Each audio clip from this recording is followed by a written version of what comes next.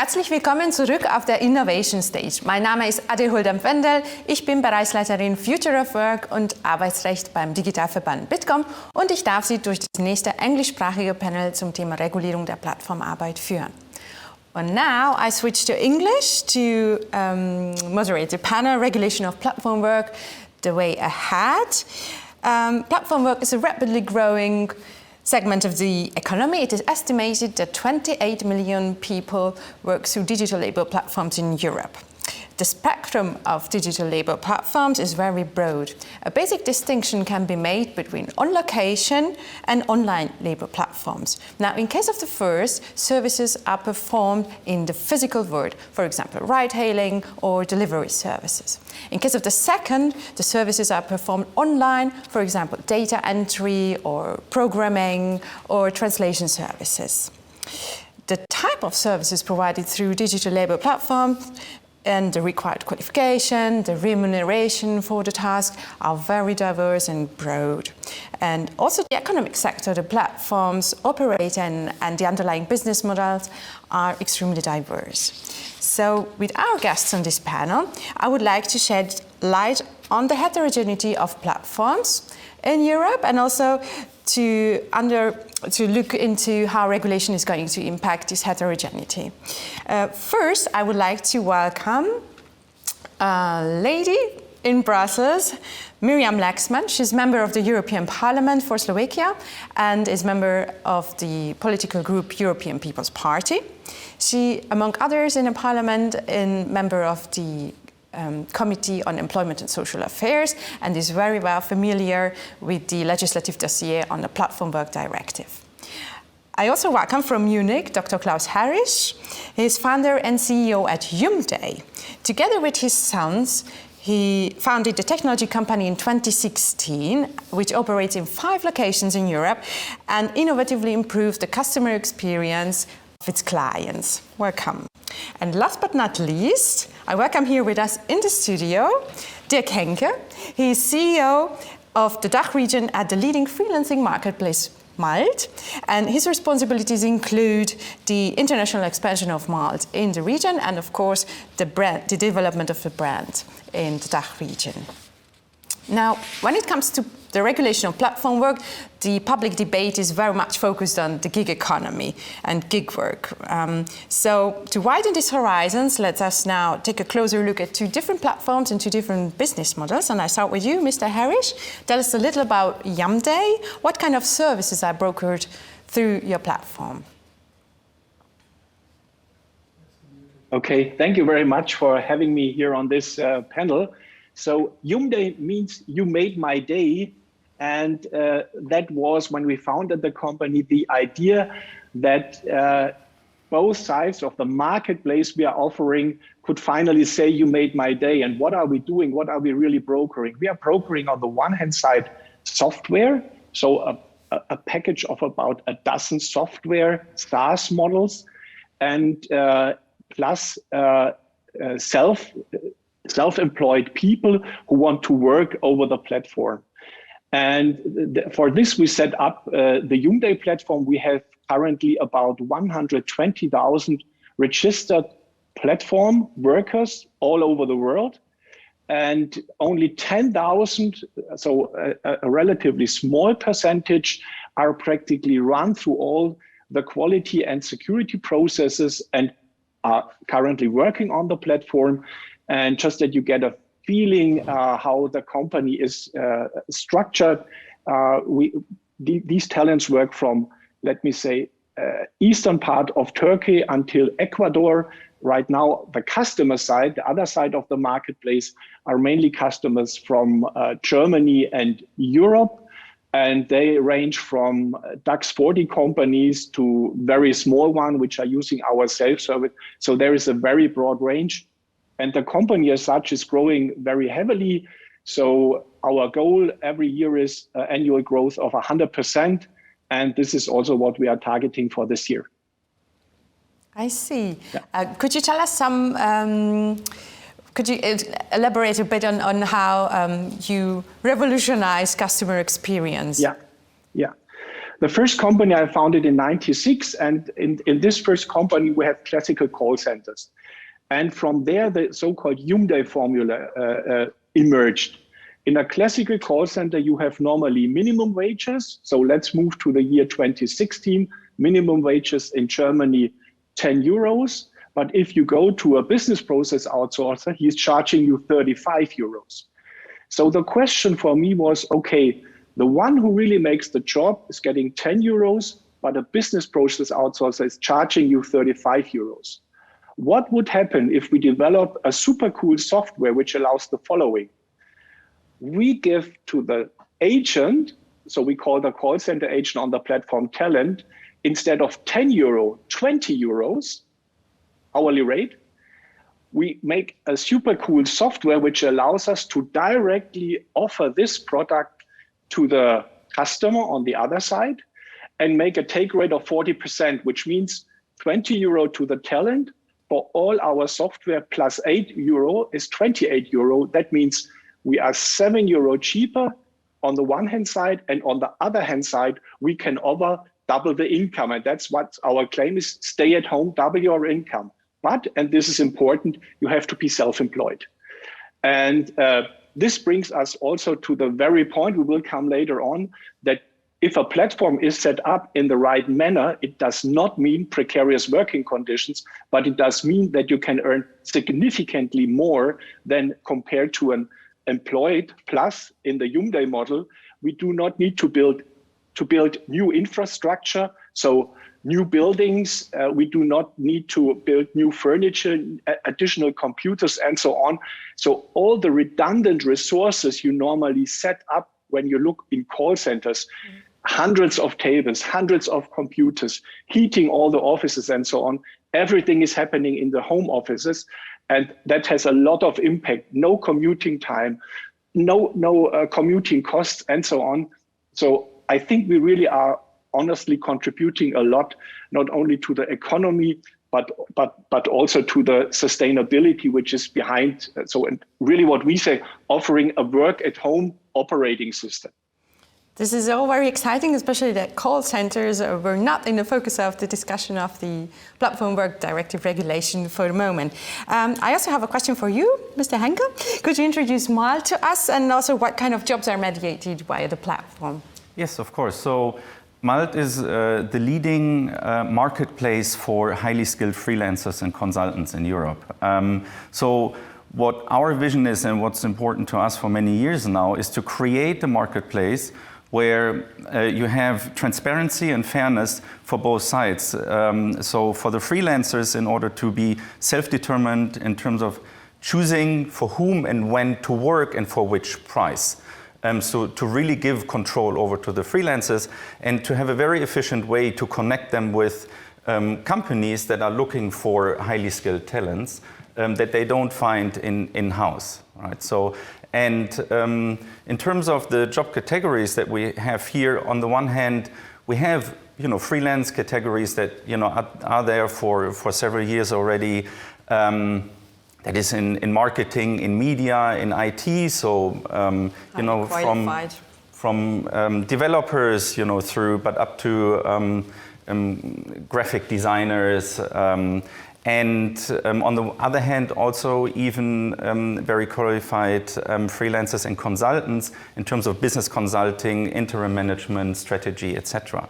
But what's really interesting, and also driven a bit by the pandemic, is that there are certain job categories that are not traditionally seen in freelancing that are now really picking up. And if that's in sales and business development, but even finance and HR. So jobs where, it's a lot easier now to do that remote and to still be able to help quickly companies to ramp up certain projects.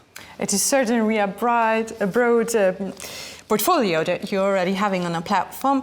I would like to ask both of you from the company perspective. We have already heard that fair wages are very important as a factor, but maybe there are also other factors that you would like to mention, what your people working through your platform value the most. What do you hear from your talents, or also for the highly qualified talents that you are?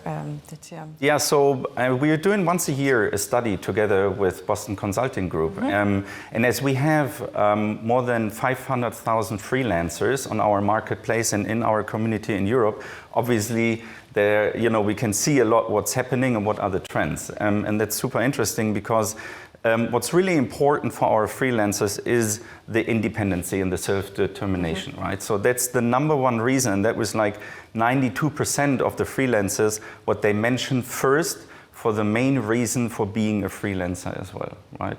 And interestingly, even above 70% say that being able to choose for whom and also for which project to work for. So they really care about the companies, they care about the projects itself, and that they want to be able to choose, and also, when. And I would say a very other important factor that matters, obviously, is at the end of the day, the earnings, right? And so we see for the freelancers, a lot of them actually now experience that they earn more being a freelancer. So self-determination, earnings, and of course also values that you can choose freely.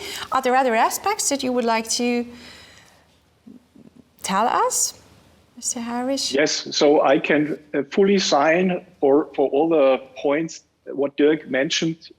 Same on our platform. In addition, because we are doing the same research, every platform wants to understand and to know what the people on the platform think.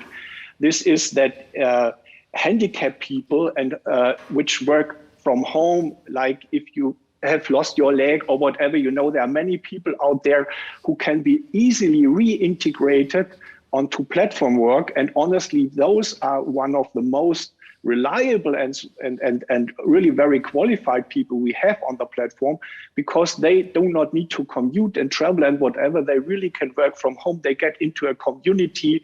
They get interaction with other people, even if it's online. But this allows really them again to re-enter a certain market. Secondly, in our case, it's important that it's not dependent on a geolocation, but on the skill set. So it means wherever you are over the world, if you have a certain skill set, then you can have a certain paid job, and not you need to live in certain areas in order to get a well-paid job. You can really work from anywhere. And the third thing I would like to mention, especially in our case, is the family friendliness, because we have a lot of people who work then part-time, 4 hours or 5 hours, and they say it's great for me to save half an hour or an hour in the morning with regard commuting, bringing my children to the kindergarten and so on. So in fact, the family friendliness and being in the position to do the work from home, this is a great advantage. So we see that platform work can actually promote diversity and inclusion, and also contribute to a better work-life balance. So I already saw quite some advantages on the side of the talents and the platform workers. Then very briefly, just what do your customers value the most? So we heard that the margin in the earnings can lead to lower costs, but maybe there are also other advantages why they turn to you and not to a traditional company. Well, I mean, the underlying fact is, and you have mentioned it in your intro as well, there's a huge talent gap, right? So there is probably not a single company right now, but even government bodies who are not desperately looking for talents. Most of our freelancers are somehow engaged in the digital area. And again, there is probably no one out there who doesn't have the real urgent need to work on any kind of digital project. Or even sustainability, etc. So it's really purely the fact to get talents that they need, to get expertise, and that also very quickly. On the other hand, being able to be flexible, right? So freelancers come in depending on the project, for several weeks or several months. So there's a lot of flexibility for the clients there as well. And certainly know-how that is very special know-how that you can also get from freelancers and not everyone that you... A lot of know-how, yes. And one very interesting thing from a DAX company that I recently received, where they said, it's actually great not only to get the talent in, but freelancers are already, used to be working with these new digital, types of work, remote, the tools, etc. So they even coming and bring an additional asset, which is helping their teams to, accelerate, this new working style, hybrid working, etc. Very exciting. Now we switch to a bit of the regulatory topics. In December 2021, the European Commission published a proposal for a directive to improve working conditions in platform work. It includes measures to correctly determine the employment status of persons working through digital labor platforms, being either as workers or self-employed. And of course, it also includes rights, both workers and self-employed, in terms of algorithmic management. Now, on 2nd February this year, so a couple of weeks ago, the European Parliament approved a decision to start interinstitutional negotiations on the Platform Work Directive. And I now turn to you, Mrs. Lexmann. Are you satisfied with the outcome of the first reading? What were your impressions during the negotiations? And more specifically, is the entrepreneurial freedom sufficiently taken into account in the EP's position? Thank you very much for the question and also for the invitation to this very interesting panel. I have to admit that I'm not happy with the outcome of the negotiations in the European Parliament, and I was hoping that because the report as it stands now and as it was approved does not provide for legal clarity, and this was one of the criteria I was hoping for, that we are not going to create a chaos, but the legislator will take the full responsibility for the fact that we have a new type of business coming in. It has lots of advantages. Our goal was to protect the social benefits and the social status of people working for the platforms, but at the same time, the goal should have been to promote those features and those aspects which are positive and which are moving us forward. So I have to say that unfortunately, the European Parliament was not bold enough to take or embrace these new possibilities and has given even up on its own say about the final wording of the report, because the report now went straight from the committee to the trilogue. So the plenary actually refused to deal with this report in the plenary, which I was really shocked, because we are talking about the future of, at the moment, 28 million people, 28 million citizens in our countries who are working on, using the opportunities of the platform work, and we are talking about their future. And I don't understand how a legislator can give up on the responsibility to contribute to how this work should be shaped, and in order how to balance between the new features, the possibility this type of work is giving us, and make sure that the social benefit and the social status of these people is not undermined. Okay, well, the procedure is not over yet, so we hope that, of course, it will be shapen in the way that platform work is going to enable self-employed work, because this is our next topic is how self-employment is perceived in different member states. You'll have a sort of international background, and for some, self-employment is associated with autonomy, self-determination, more flexibility, as we've heard. For others, on the other hand, and this is also a large group, they claim there is no social security when there is self-employment, and of course no worker rights, such as paid holidays, can be taken by self-employed persons. So I would like to discuss with you how self-employment is perceived. What is your impression in different countries? Maybe I start with you, Dirk, Henke. Also, your company is internationally set up. What is your experience in this regard? How these 500,000 freelancers on the platform experience their status in different member states? So, I mean, first of all, it's interesting to see that across Europe you have a huge amount of freelancers already, right? So I would say 25% of the highly skilled professionals across Europe are actually working independently as freelancers, right? So that's an impressive number. And also another thing that we see is that this is continuously increasing, right?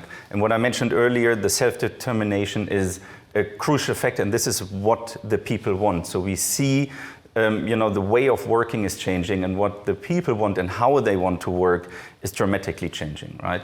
On the other hand, yes, I mean, we see differences market by market. That's and country by country, probably a bit culturally driven as well, where there are certain markets where freelancing is perceived highly positive in general in society as well. And others where it's a bit more tricky, where maybe culturally it's more risk averse, and we have challenges here that makes freelancing unnecessarily difficult. But also what's clear, the companies out there, as I said earlier, they are desperately looking for talents. They need more and more talents. We are reading, every week in the news, large corporations opening up more and more, IT jobs, etc. But where's, those people need to come from, right? And on the other hand, we see, a larger increase in the gap because it's more and more people that want to work independent as freelancers. But they are not seen yet as, I would say, important impact that they have. For me, they are the heroes because a lot of the digitalization projects and efforts throughout the last years, and in particular, that came up with the need from after the pandemic and during the pandemic, are actually done by freelancers, right? And this is not really there yet. But for me, there is, a really important need when it comes to legislation and politics to really understand what is happening here, and that, things are changing, things around how people want to work and what the needs are. So it's driving innovation, and of course, also a contribution to cover talent shortage. Mr. Harisch, your Yoummday operates in Germany, Bulgaria, and also in the Czech Republic. What is your perception in these countries? Well, the perception of the self-employed as such is very, very positive. And as Dirk mentioned, the issue is self-determination. The issue is work-life balance, especially younger people now coming into the work-life, generation Z and so on.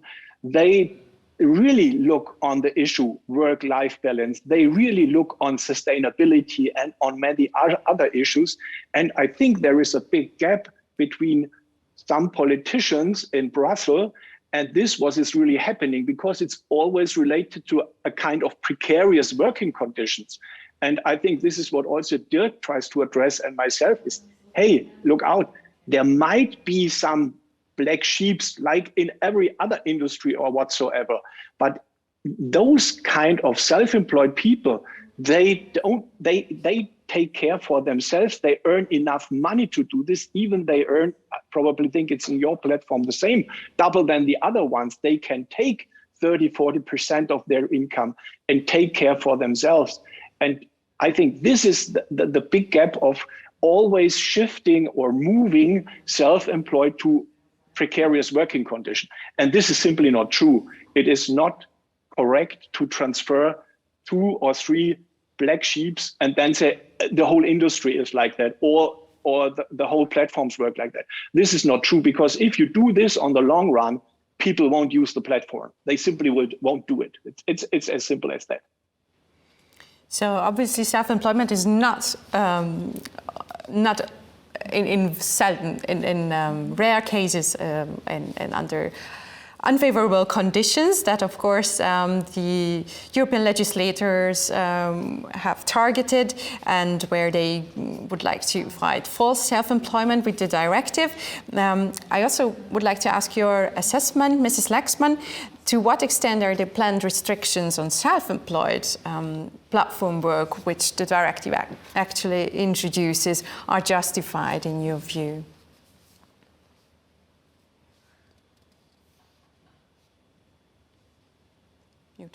I would thank you very much for the question. I would start with supporting what was just said by Dirk and Klaus, that this possibility of being self-employed and work for platforms or through platforms is something which people really appreciate. And I have been talking in many people working for platforms from different countries, but primarily from my country, Slovakia, where I could have access to them and I could ask them if they really appreciate their status, because obviously, I mean, the understanding, especially among my colleagues, was that we need to help them to reclassify their work as a classical job, because that would give them the protection they need. But unfortunately, it's not the case, because I see that the people do appreciate that they can be self-employed. They do appreciate the freedom. They do appreciate the work-life balance, as it was mentioned. I mean, many people working through platforms are parents of young children who would like to take care of the family. They can swap jobs and times. They don't need to work the same hours every day, so they can adjust to the schedule of the kids or the availabilities of the grandmothers or whatever.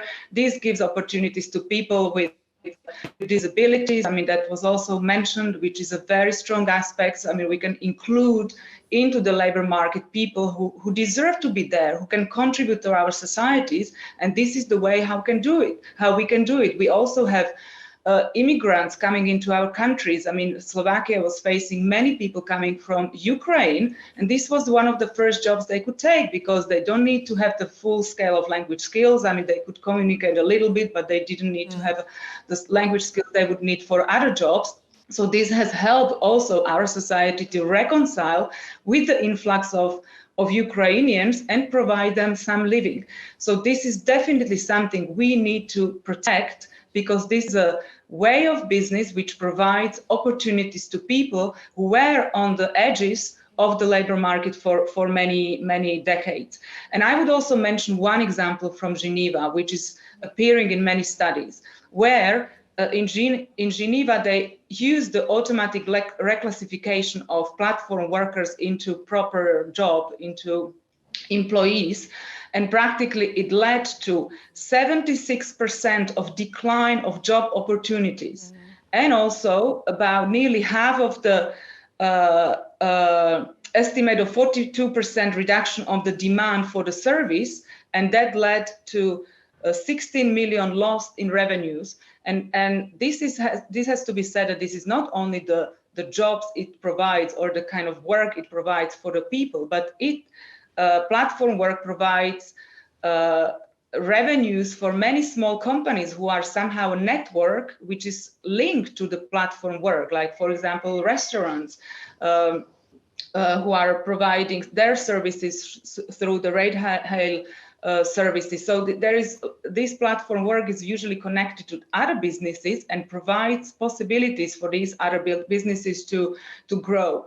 And when it comes to the current report which came out from the European Parliament, I have to say that according to many legal analysts, it leads to automatic reclassification, that practically people who are platform workers at the moment will be most probably reclassified as employees, which I use the example of Geneva to dramatic loss it led, but also, I mean, this current document of the Parliament creates lots of legal uncertainty, because we do not have actually a criteria under which the reclassification can be done. So practically, in case of presumption is applied on a platform work, the problem is that the rebuttal can happen also only according to certain criteria, but these criteria are also not set. So we can have, for example, from a platform work, that there is a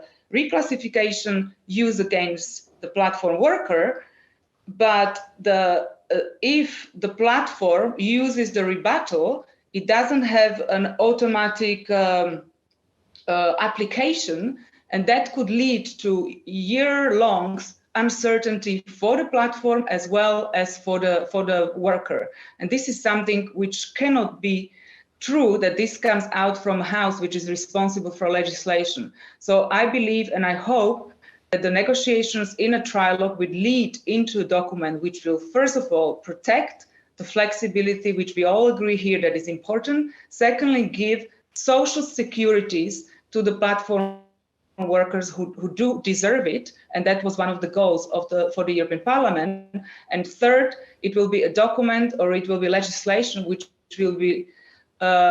will create and provide for legal certainty. That means that the platform workers will have a certainty if they want to be self-employed and stay self-employed, that it will be the case. It is definitely legal certainty. It is one of the major issues that we also deal with Bitkom, for both sides, both for the persons working through platforms and of course also for the platforms, that they need to know what kind of business model they can establish also in long term. I'd like to explain to your audience a bit of what the rebuttable presumption is, because this is one of the core elements of the Platform Work Directive, and maybe those who are not that familiar with the dossier, I just explain about what it is. So it's about a classification of persons working through platforms, either as workers or as self-employed. And there are certain criteria that should be met in case how you should be classified. Now, the Commission initially proposed 5 legally binding criteria to assess whether a digital labor platform actually controls the performance of the work, and so the person who is controlled would be classified as a worker. These criteria included, for example, to setting the level of the remuneration, or to supervising the performance of the work, or even to verify the quality of the results.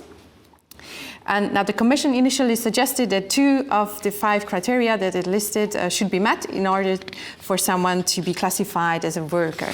Now, the European Parliament, in the position which it adopted in first reading, adopted an approach which would lead to more reclassifications and would lead to a broader application of this rebuttable presumption.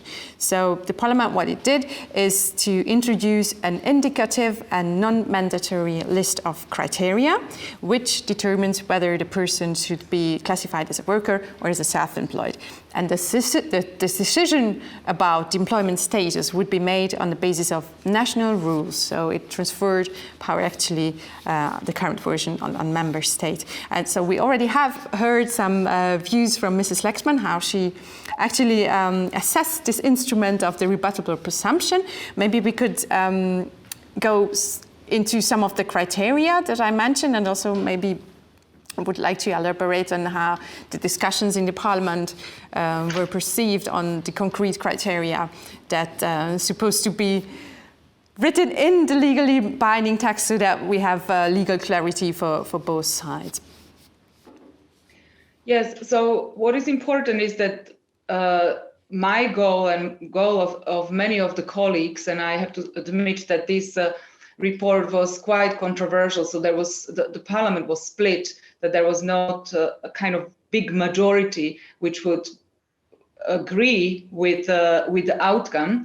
And our position was that we should have a list of very clear criteria which will be very generic and that will apply to all member states, because it's very difficult to say that the criteria are completely left on the national level if we are operating across the different countries, and also the platform workers usually or often move from a country to a country. And we have to really kind of come out from the position that we are a common market, and we have to apply criteria which are kind of based on certain rules which are equal in all member states. Of course, then we wanted to leave the rest on the national level, because already now the legal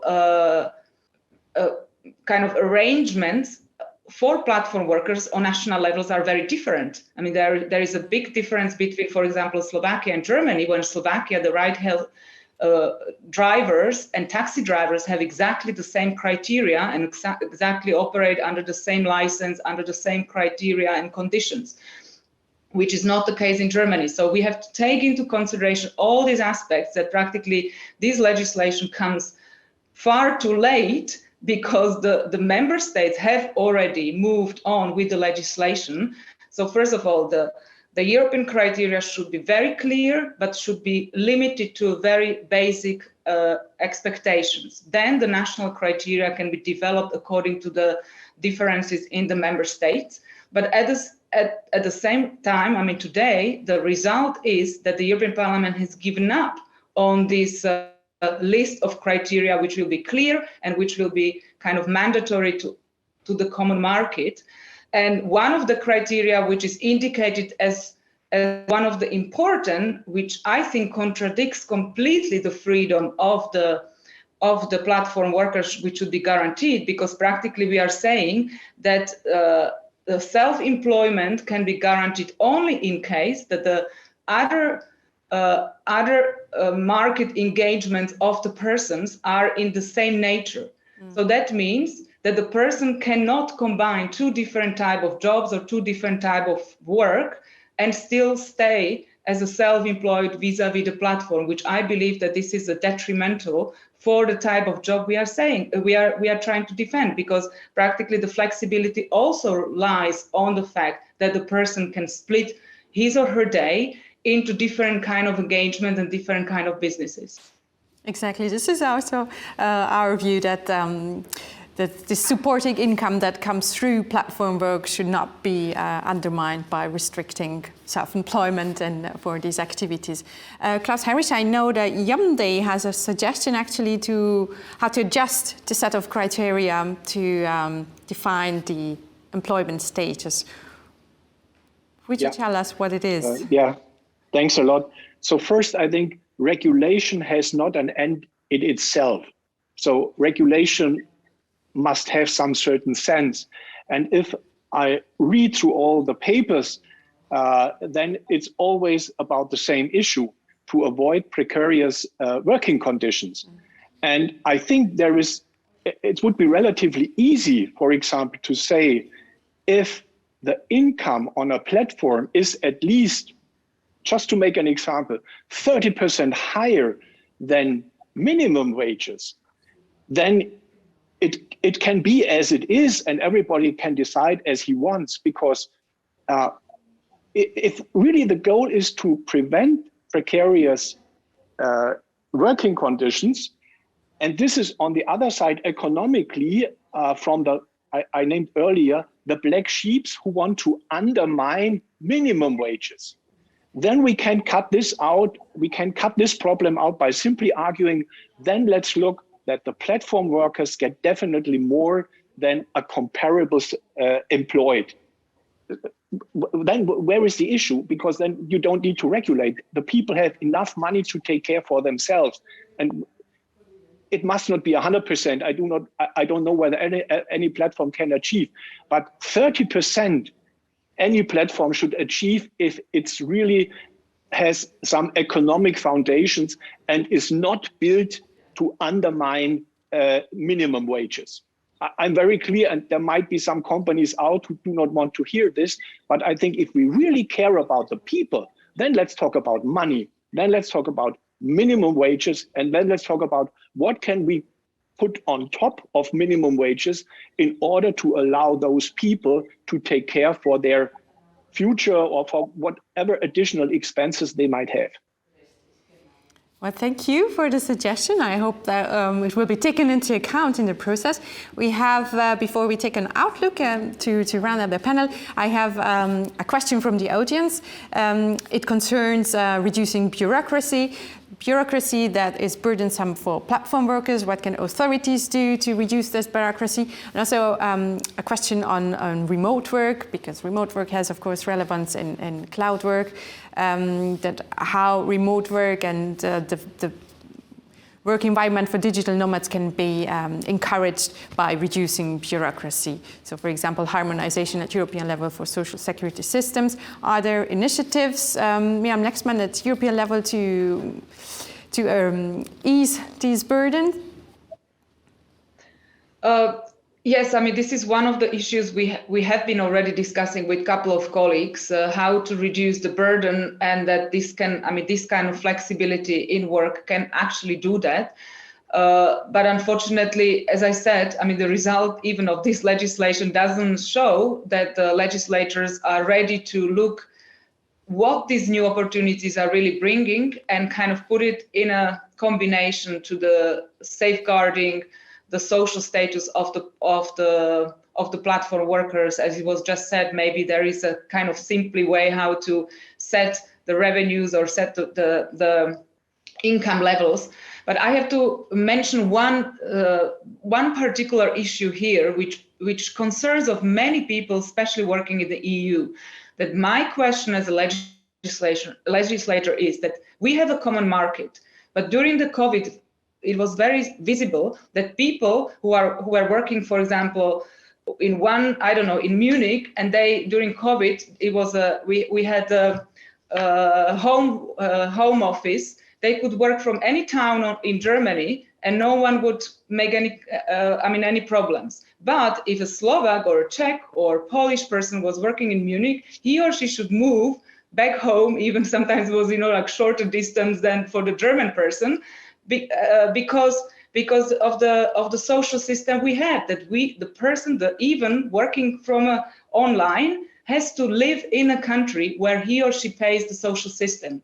And I think this is something we need to find a solution to, because that would help also kind of eliminate the fact that we have brain drains. We have really kind of accumulation of the talents and of the work, the high skilled workers in certain countries and in certain areas. And this could help the common market to be more diverse, to be more flexible. And I believe that this is one of the issues the European Parliament and the European community should deal with, that if we have a platform work and we have home office, that could be done from any corner of the EU the person chooses from. Thank you for the answering also questions from the audience. Just to sum up the panel, I would like to ask you to answer very briefly. Do you think the Platform Work Directive will improve the situation in the platform economy in Europe in future, or it's actually detrimental? Maybe Dirk. Well, yeah, that's a good question. It's all over a sad picture, I would say. On the one hand, I would expect and would love to see any new regulation to support the change that we see and also support the needs that we have. Obviously, what we're seeing right now, it's doing the opposite. And what we have heard just before as well, I see two major challenges. On the one hand, people want to work self-determined, they want to be independent, and many more. So there is a risk of those people also, leaving the EU, leaving certain countries where they will have the ability to work as they wish. On the other hand, we already have, only in Germany, 100,000 unfilled IT jobs, right? So the problem is there, and many other jobs that are not filled. So we need a solution, and this is the opposite. I see. Klaus, Harisch, very short assessment, positive or negative on a ballot? Right now, it's negative, but again, if the directive is about avoiding precarious working conditions, there is a very easy solution on the table. One can discuss a percentage, but it would be a very easy argument. And by the way, it would force within the EU, with the European Union, that any country really has minimum wages, because at least I learned when arguing for this, that then the answer was, well, but we have 3 countries, they have no minimum wages. Then I said, okay, but then we should take care for that and not arguing about platforms or not. Thank you, Mr. Harisch. Mrs. Lexmann? Yes, I hope that the outcome of the trialogue and in the second reading, we will get a piece of proposal which will be able to combine the support of this new type of jobs and new type of economy and business, and at the same time provide a clear legal certainty and also social status and social guarantees for those who work through platforms. Let's hope for these positive prospects that you showed us. Thank you very much for being with us. Mrs. Lexmann from Brussels, Mr. Harisch from Munich, and Dirk Henke from Berlin. Thank you.